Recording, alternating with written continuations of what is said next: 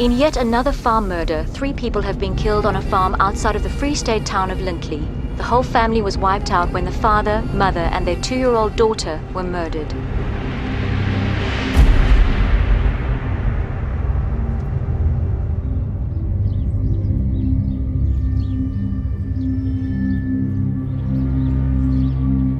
They shot it missed the first time at Atine. And then they took Wilna and Wilmien out of the bakkie. And here they struggled all around the house. Attie and them, the packages were all around here, they said. There was everywhere blood against the walls. And then they said they had a struggle and Attie fell there. He could not longer struggle with them, he fell there. So the guy hit him over his head with a panga, and the other one with the knife, and the other one with the garden fork. And apparently they said they found the garden fork through his neck. I assume Wilna was standing on the steps, they were busy taking it in, they were just waiting for them to finish Attie off. So Wilmien ran here, and here was it's full of blood, and Wilmien stepped into her father's blood, and she was running here all around. When you said that they found blood on Wilmien's feet, I mean, that's one of the most horrible things I've ever heard. Her father was everything in Wilmien's life. When I just think, there she goes to Attie, and Attie is no longer breathing. And she's standing there next to Attie. What is Wilmien thinking to herself? What happened now to my dad? What's the matter with my dad? Why did they hurt my dad? And now she heard her mom scream and yell and try to get loose to help them, and I couldn't even imagine what's going through her little head. And when somebody grabs you, and where you going now? You're going away from your mom and dad. How are you going to scream? What do you think is going to happen to yourself? And they brought her to this little room, and he shoot her there, and they left her in a box because they found the box half full of blood. The blood was drying on her feet, so she must have lied with her head first in the box. Then they took Wilna from the front door, from the kitchen door. They took her into the room where they forced her to open the safe for them. There was Attie's firearms and a little bit of money. And then they said to Wilna she must sit on her knees, and they shot her through the head. And then they took Wilmien and they took her out of the box, and then they threw her on Wilna, if she was an animal. South Africa comes out of this violent past, but in essence we are still violent. Would you say that the farmer then, as a group, is under attack? I have no doubt that this relatively small sector of the South African economy is under attack. And why I say this is that irrespective of the prominence which farmer tax has in South Africa, it is continuing. Violent crimes on farms are unique in the sense that there is a very little relationship between the violence used against the victims and the obvious motive for the crime. In many cases, a cell phone or a wallet is taken when the victim was subjected to the most gruesome physical maltreatment you can think of. Usually this torture goes on for hours because they feel safe in that group context.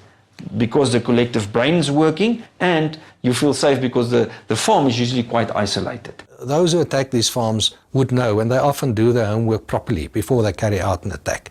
They would know that even if a panic button is pressed, that it would take 15 or 20 minutes before there's any response, which tells them that they have so much time to carry out whatever they intend doing.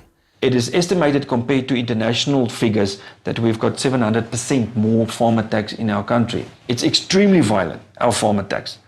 Much more violent than any other place in the world. In rural areas, 1 out of every 8 farm attacks ends up in a murder. This is where this is to some extent different from the urban areas where the chances of being killed during a house robbery are far less than you would find on a farm. You can't explain to anybody how brutal that was.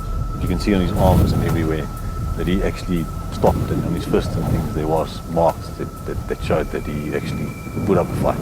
His hands was open, his knuckles was open, and his face was totally like disfigured.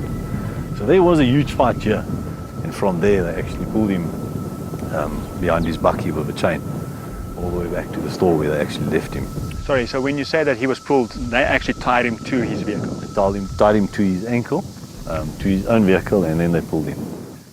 For what reason, I mean, once again, I can just speculate. But if you look at the road and if you look at everything here, it's not an even road. I mean, 3 people against 1, pull him behind his bakkie with a chain. The autopsy said that he was still alive when he was pulled because there was a huge bump that burst his liver, and that was the fatal blow to end everything. I don't even think you can kill an animal like that.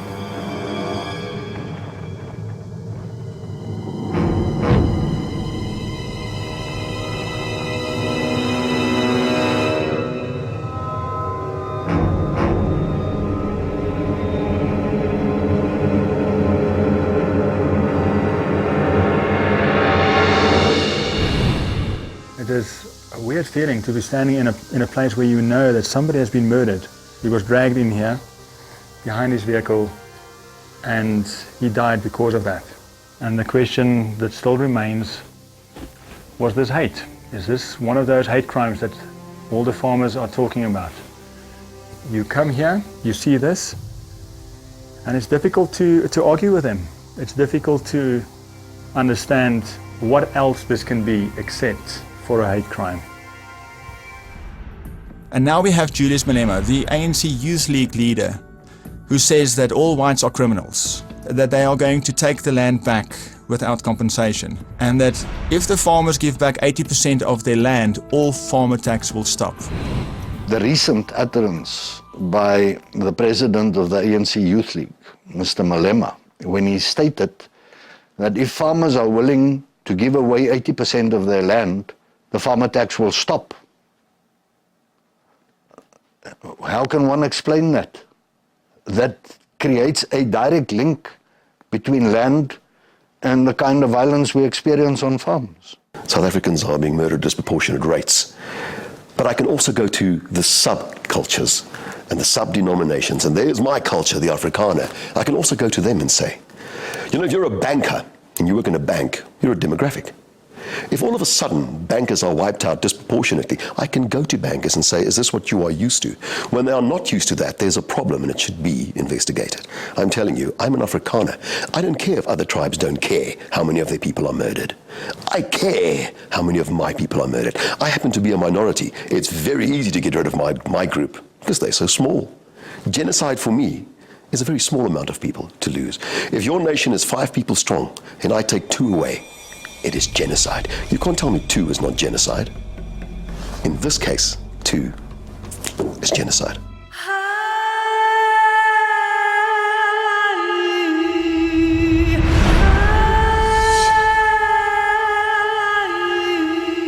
This is for the farmers in South Africa who's been murdered. Just under 2,000 crosses now. Every cross has its own story. We want to tell it for the whole world what symbolized this white crosses here.